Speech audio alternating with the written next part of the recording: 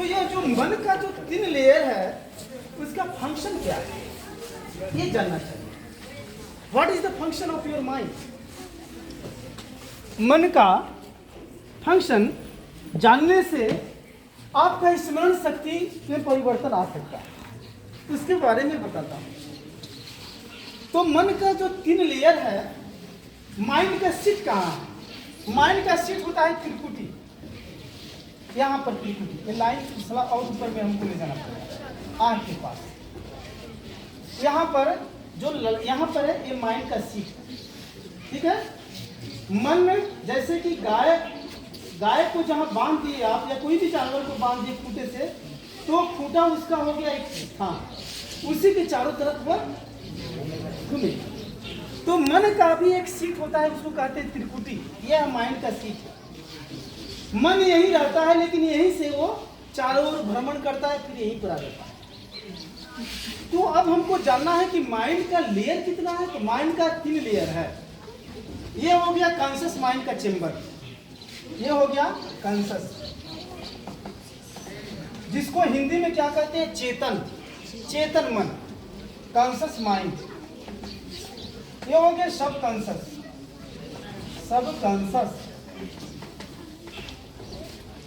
और ये हो गया, ये जो पोर्शन हो गया कान के पास पीछे का पोर्शन, ये हो गया अनकॉन्शियस।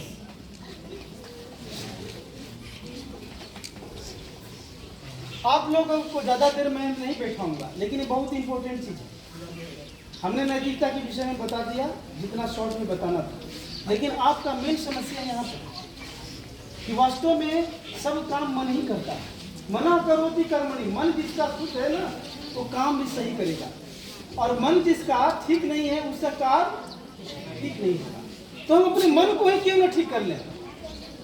और हमारे शरीर के अंदर में बहुत सारी ग्रंथियां हैं, एंडोक्राइन ग्लैंड है ना, pineal gland, pituitary gland, thyroid, parathyroid, thymus, adrenal, है ना, और भी बहुत सारी ग्रंथि हैं। लेकिन आपको ज्यादा इंपॉर्टेंट ग्रंथि है पिनियल और पिट्यूटरी ग्लैंड, ठीक है ना। तो कुछ बच्चे क्या करते हैं कि रात को मोबाइल देखते हैं। जब हम बिस्तर पर जाते हैं ना, तो सब बहुत मैक्सिमम देखा हूं कि अपना अपना बच्चा को लेकर के जैसे सोते हैं, तो मोबाइल को भी बच्चा जैसा प्यार करके एकदम रखे हुए सिरहाने। और वो क्या होगा कि जिस समय जब हमको नींद आती है तो उस समय कॉन्शियस माइंड बहुत रिलैक्स होता है, और अनकॉन्शियस माइंड, सब कॉन्शियस माइंड बहुत एक्टिव होने लगता है। तो उस समय जो भी कुछ हम याद करेंगे तो वो ज़्यादा देर तक टिकेगा। लेकिन हमने क्या उस समय किया? मोबाइल फोन चलाया। क्या चलाया? Mobile phone. तो मोबाइल फोन में तो बहुत सारा चीज आता है, कई लड़ाई झगड़ा भी मोबाइल में देख रहे हैं, है ना, गाली गलौज भी देख रहे हैं। रील में क्या है देख रहे हैं, कोई एक दूसरे को पिटाई कर रहा हो, वो भी आप रील में देख रहे हैं। अच्छा, उसमें भी बच्चे बैठे हैं? एक बच्ची है बस। अच्छा, कोई बात नहीं। तो मेरा कहना ये है कि ये जो हम जो देख रहे हैं या सुन रहे हैं, वो क्या है? वो सब सबकॉन्शियस माइंड में स्ट्रांग हो रहा है, और सबकॉन्शियस माइंड को आपने कूड़ा करकट से भर लिया, सब गार्बेज लगा दिया वहां पर। अब पढ़ाई लिखाई का चीज वहां भरे कहां? पढ़ाई लिखाई का चीज उसमें आएगा? आपने अपने कमरे में अगर सब ऐसा चीज भर लिया तो आपकी अच्छे अच्छे सामान उसमें आएगा? आपका कलम पेपर आएगा, आया उसमें प्रवेश कर सकते हैं? तो वैसा ही बात है कि हमारी ये जो सबकॉन्शियस माइंड है, इसमें 4 फंक्शन है, और इसमें कॉन्शियस माइंड में 3 फंक्शन है, हियरिंग, डिजायरिंग एंड एक्टिंग। पहले हम क्या करते हैं? कॉन्शियस माइंड का फंक्शन समझते हैं। हियरिंग माने पहले सुनता है, तो उसके बाद डिजायर करता है, उसके बाद में एक्ट करता है। कैसे? जैसे मान लीजिए हम घर में बैठे हैं, आइसक्रीम वाला हॉर्न देते हुए जा रहा है, तो हम पहले क्या करते हैं? सुनते हैं। उसके बाद डिजायर करते हैं। डिजायर करते हैं क्या? लेना है या नहीं? आप जाते हैं उसे पैसे दे करके आइसक्रीम, तो दुनिया के अधिकांश लोग केवल इस कॉन्शियस माइंड का उपयोग कर रहे हैं। दुनिया में मार्केट में क्या आया हुआ है उसके बारे में जानना और उसका उपयोग करना। लेकिन यह सब कॉन्शियस माइंड का 4 फंक्शन है। इसमें क्या है? Memory, dream, recollection and contemplation. बात मत करो। मैं हिंदी में बताऊंगा। मेमोरी का मतलब याद करना, स्मृति, स्मरण करना। ड्रीम का मतलब स्वप्न देखना। रिकलेक्शन माने पूरा पुनः संकलित करना। और कंटेम्पलेशन माने चिंतन मनन करना। ये 4 है। और ये सब कॉन्शियस माइंड का जो हिस्सा हमारे मन का जो लेयर है, स्तर है, उसको आप मजबूत कर लिए तो आपका स्मरण शक्ति बढ़ जाएगा। लेकिन इसको हम कैसे ठीक करें? अब मेमोरी क्या है? अनुभूत विशेष प्रमोशन इति स्मृति। इसका मतलब ये हुआ कि what ever you receive through your sensory organ in subconscious mind and recreation of that sympathetic vibration is called memory. अर्थात जो भी हम अपने ज्ञान इंद्रियों से देखे हैं, सुने हैं, सूंघे हैं, स्वाद ग्रहण किए हैं, स्पर्श किए हैं, नहीं पंच तन मात्र के माध्यम से जो भी कुछ हम देखे हैं, सुने हैं, वो सब कॉन्शियस माइंड में चला जाता है। कहाँ चला जाता है? सब कॉन्शियस माइंड में। जैसे 10 साल चलते हुए आपने हाथी देखा और आज आप टेलीविजन में हाथी देखेंगे तो उसको हाथी कैसे कहेंगे? क्योंकि आपने 10 साल चलते हुए पहले हाथी याद किए हैं। तब आप टेलीविजन में देखते हुए चलते हुए हाथी को हाथी कहेंगे, क्योंकि 10 साल की हाथी आपकी जो सब कॉन्शियस माइंड में स्टोर है, तब हाँ आप बोल सकते हैं। Otherwise you lost your memory. तो इसका मतलब सब कॉन्शियस माइंड का बहुत बड़ी कार्य है किसी भी चीज को याद करना। तो इसकी याद करने का क्या तरीका हुआ? हमें सब कॉन्शियस माइंड को स्ट्रॉन्ग करना होगा।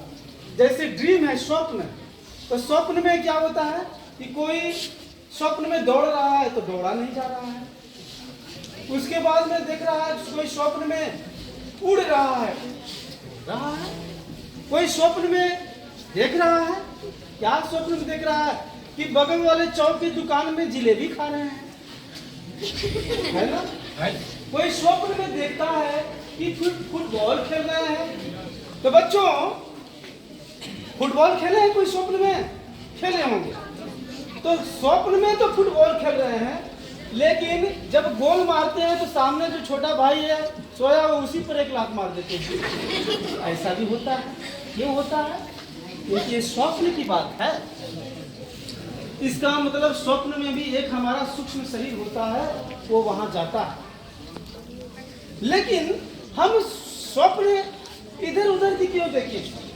हम ऐसा चीज देखें जो परफेक्शन की बात हो, ज्ञान की बात हो। जैसे माँ ने स्वप्न देखी कि मेरा बेटा आ रहा है आज। पहले मोबाइल नहीं था जमाना मोबाइल का, पहले मोबाइल नहीं लोग यूज करते थे, फोन। लेकिन माँ ने स्वप्न देखी कि बेटा आ रहा है, सही में स्वप्न सही होता था। ये भी एक बहुत बड़ा ज्ञान है, इसको कहते हैं अलौकिक ज्ञान। यह ज्ञान आपको बहुत बड़े वैज्ञानिक भी बना सकता है। उसके बाद में रिकलेक्शन का मतलब होता है, जैसे एग्जामिनेशन में बैठे हैं आप, क्वेश्चन पेपर आ गया लेकिन आप लिख नहीं पा रहे हैं, याद है लेकिन लिख नहीं। अब क्या होगा? तो उसको रिकलेक्ट करने के लिए सब कॉन्शियस माइंड का सहारा लेंगे। सब कॉन्शियस माइंड अगर स्ट्रॉन्ग है, दृढ़ है, तो आप तुरंत उसको रिकलेक्ट कर लेंगे। उसके बाद में कंटेम्पलेशन। कंटेम्पलेशन का मतलब चिंतन मनन करना, नया चीज को रिसर्च करना। चिंतन मनन करने से ही नया चीज का रिसर्च करते हैं। तो सब कॉन्शियस माइंड को ही स्ट्रॉन्ग बनाने से हम, उसी प्रकार से अनकॉन्शियस माइंड का मतलब होता है ज्ञान का सारा भंडार है।